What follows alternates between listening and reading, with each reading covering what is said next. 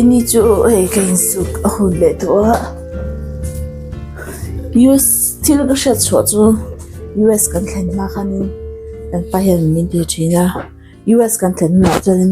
mo ei kam no za chuangai to don lo ti thina wang mo ka tia dryer kan nei vek to don lo ma tiam ma seng ke ma hian oh dryer po nei mai lang dryer man ngai lo ka tia inga mo ti ina electric bill ka mai US chu ni khosaro pusi dryer man ngai lo ka ti china ma sengin hey atakram kan han thinga alo awesome pia na dryer hi chani le thom no han zar vel hi lo pe om lo re mi ti ka ri chuaka chani hey thom no hi zar ngai to lo dryer li rat yanin kan mangta chu zo lo po thleng su na po ni tho tho kan ta pon chu ni tho chu min di thina US a chuan ni tia chen chu ti tho tho chu in thleng sil po har slo we me ka ti kut nen vekin kan chang ka tia mi he kan thleng tak taka thleng chu kan sil that che to khop mai thleng sil na le ka da thleng sil po ai thleng ma le thleng ho chu ang lo khop mai amal chu he thong ho su zo hianin atia ne aplak hi ka phoi je azela kan pa phoi ngai lo tia electric tiang ina he shan lo tia he karin box ya ai akal ve tho ko ni electric mo phoi lo hianin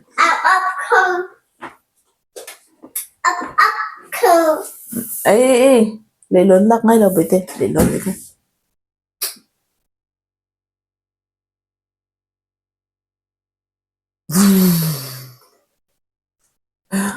hi bul lo bunga pe tu zo to mo kina kan suliang blanket kan sum sanga a blanket te hi ka ti chin ka ni ba ki angai lo ka ti ro wa chan ju dia kan suaro ma zel box ya ka ni ba ki le lo wi langin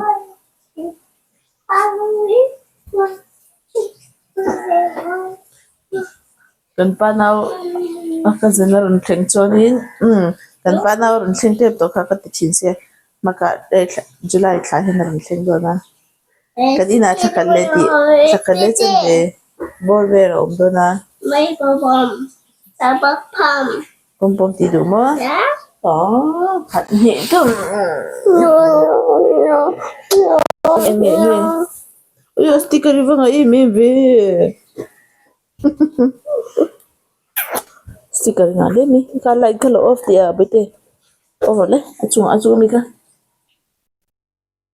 ka ni tu sticker nga te ini hi ma ju sticker nga no i he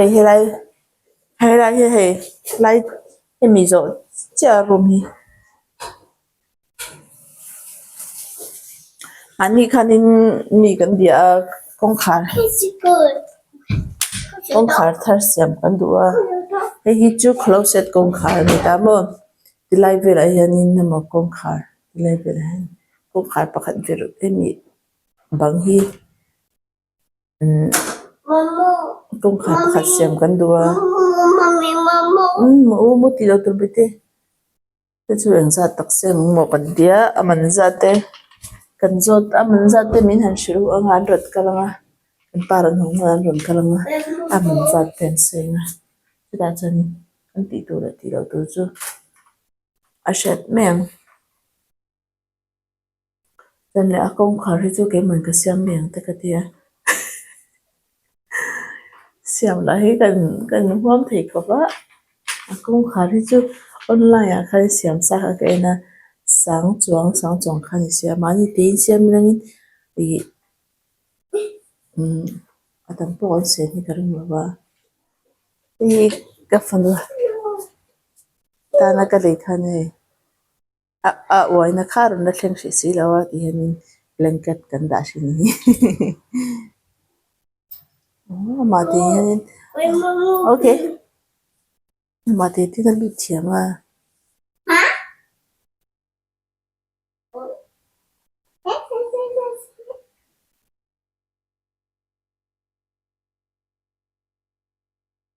thiam tol tok lut meng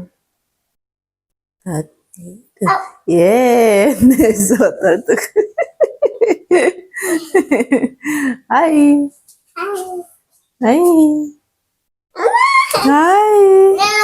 ida mem damma ayo cũng khar khar đi rồi mi bye bye see you tomorrow mommy coming nanu local ro tila nanu local ro okay okay okay butika chibai leve kule kan video lo thlir thin thu te zong zong inam lam mun thawa dam tak le hrisel takai om kan be se ya hei ton tum chu video tharin kan ron lang lia kan pa om lo su khanin tlemin kadang ve do le ka video te po ka siam tam lo chanin kan video te min lo en sak thin tu te kha in chunga kalom tak zet ti kha karon soin non le duwa hei tu ni kan pa po ron hong to in chung te kan ti faya kan pa ron hong mai nei ka fanu ne aron hong mani khanin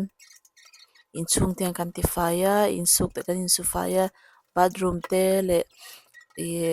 nge singvel te zong zong kan ti faya kan pa ron ho na fiber turin kan tia chanin ei ti anin kan nufa kan ti fai mol mol ni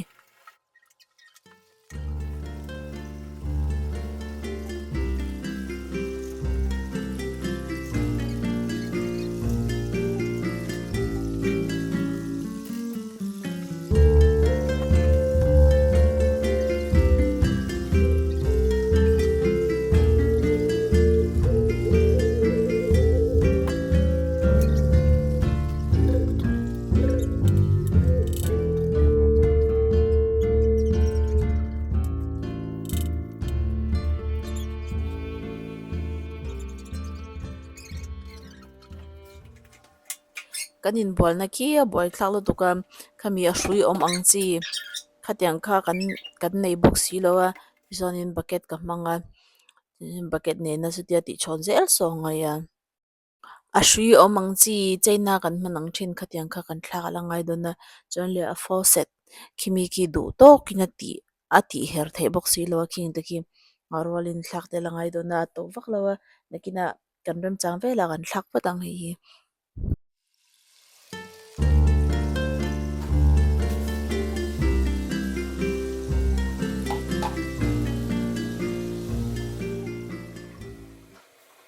kan robot pon hei in chung ron ti fai ve du alo ti fai hun alo thleng ve le cha cha bung se kai ni la he tenin kan ka zo thuak chu ne tian ni ron ti fai ve le a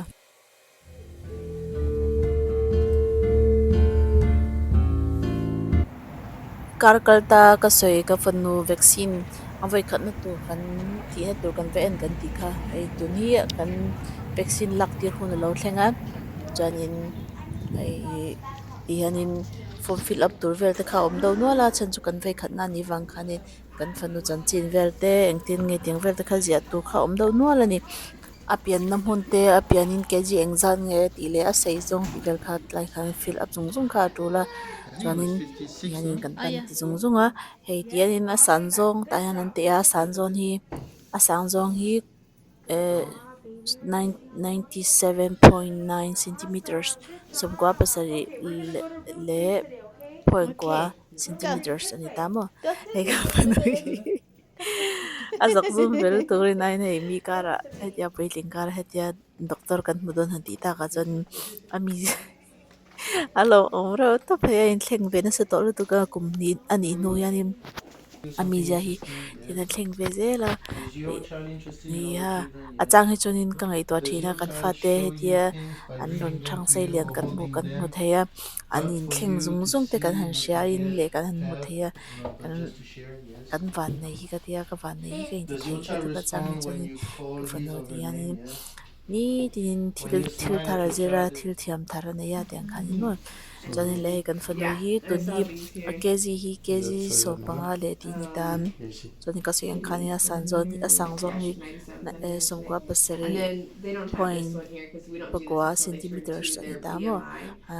ama kumbil anga chonin asang thave ma ei tian doctor in check do chenia kan han tia aphur ve ma doctor in check do ti ka TV a hian lo en thina no cartoon ho tia dam lo le man tiang vel hi enge she ve thina chuan ni den doctor en check don che ti don che han ti hian phur fel to gani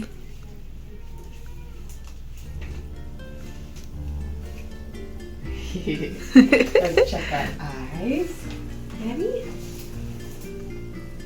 Good. Can you open your mouth? ăn rồi đấy Big say ăn rồi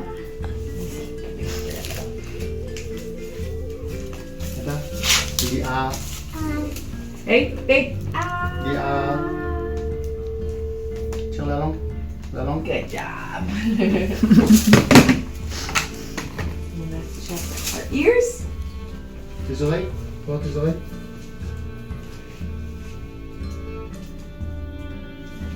Good. And the other one? Tourne la tête. Good. That one looks good too. Okay. And then Given too soon. Usually they give it. She has to be 1. Okay. So we need to do another one, right? Yes. Mhm. And so all the others are finished? All the other or- ones are okay. Yes. Okay, okay. She's perfect. And then she'll come back in 6 months for another dose of the hepatitis A vaccine. Okay. Okay, great. All right. Perfect. so where is it? On her thigh. Okay. We're gonna do hepatitis A and then MMR. Okay, because the MMR was given. All right, baby. Big pull. There we go. That's it. All done. Good job, baby. All done. That's it, cutie. That's it. All done. Good job. That's it. All righty, guys. Thank you. So, That's everything, okay? Wow. Oh, yes. Perfect. And Oh, and then this one is for you, okay? This one is just for the lab work, so you guys can go to any quest, okay? okay, thank you. Alrighty. And then whenever you're good to go, okay? Okay. hei voi ni chu kan pa dinner atan hianin salad ka siam saklo dan bi ka tiam spinach nen chuanin tlailam pang hi chu tlema light ve deuh hi ei siangin ka duwa I in diet hi har sa ve ang reng nu tuga mar chu nakina ka zena ron kal na chuan ka in diet tak tak ang atia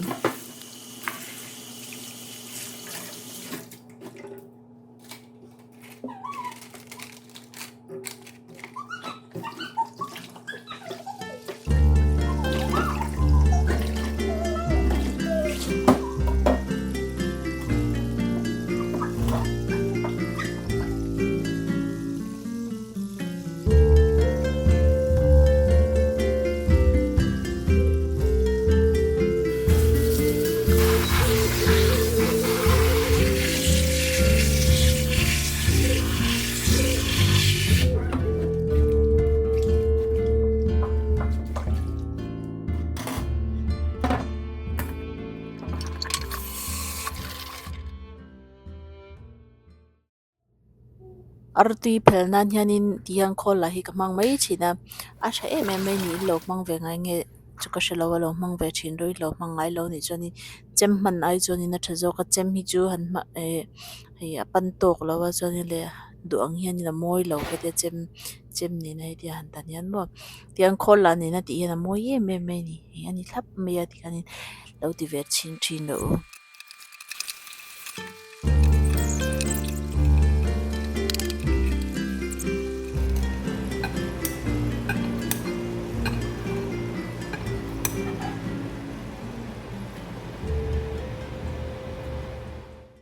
ka steak kan sa kha ti hianin bakche nen ka chep noya chuanin tian salad nen ka chopol don ani chi kan lo telanga in duang to kin chuanin olive oil ka manga olive oil hian tui em bokani han chokanga ser lime te lemon tui te tiang tel hian tui ati tui em boka I ama chuanin ka lo hrangai lawa ti tui ti po hi chuanin hei ti hianin ka zong changkhop mi ti tui ti ka hrat mai mo ser tel hianin ser tui chuanin hi ka ar tui chan som kha kolani na ka chan som ho khania hi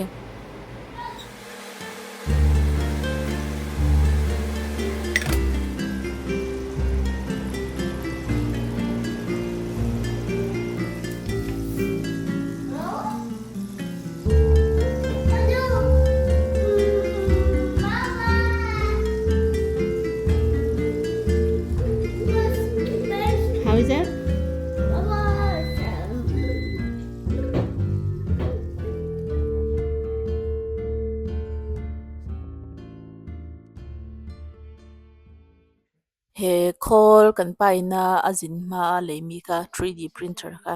a print na kamo ka mi ka tun hi kan pan unbox zo to a chuanin hei ti hianin a fix me ka chuanin le filaments an mani company filaments te hang te kha voin ni kan office a mi te kha wala a chuanin voi print te thil print tur te kha nei do nuala chumi ni bang chuanin ti hianin hei a siam mol mol ani a print do na voin ni zan in hianin mo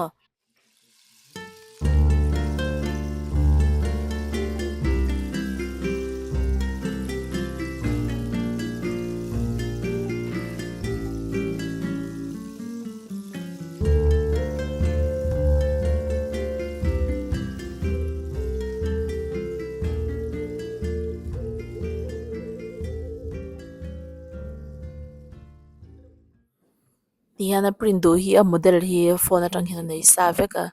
chuanin ti zawnin a select mai ani tun tun tuma a print tur hi chu so chumi a filaments a cover na ang deuh ti miang mo chu tiang zo ni dawna tun tuma print tur hi chuan kan pa hianin I dang po a print dan ver min ser tir nga model free le alak na tur te khatiang vel te kan ser tir nga ka du ka print thei deuh ni khitiang filaments a roll pakhat khi mo an zo dana chuanin som ni pathum te som ni pali man te ne pakhata khiani keni chu a free vekin kan nei thei ta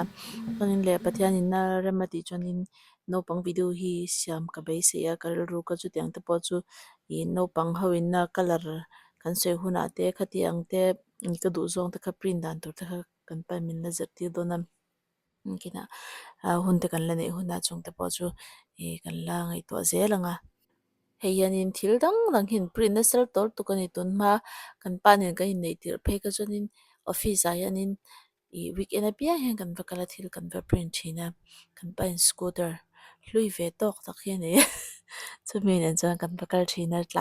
tlai tin weekend a pia hian kan kala hian office ah hian kan va print thina naw kan nei ma khan mo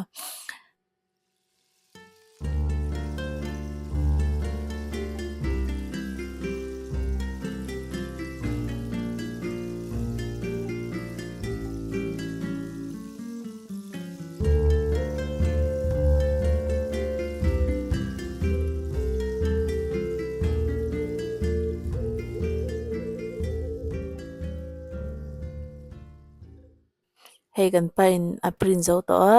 alo in print zo to a in print rei lo khop mai tar kar chan ve potling lawang mi som ni vel ni karing a in print chung ka mom chun he dang po ala print out do na rong dang dang in a print do na he ngau hi hetiang print 3D printer hi in la hmuh lo takin ka tia an print lai te pawh ni sengin in la en duh zel ni chuan comment na te lo sei ulangin kan pa in thil dang dang ala print dawna chu chung te pawh chu ka lo record le dawn ania ole kan video lo en tu te zong zong in savai chunga ka lawm tak zeta video le peka kan nim le theuh dawn ni ole panin nom na hmun theuh a vengin kai train om pui tla tur chaw in du sak na sang ber ka hlan chau bye bye ole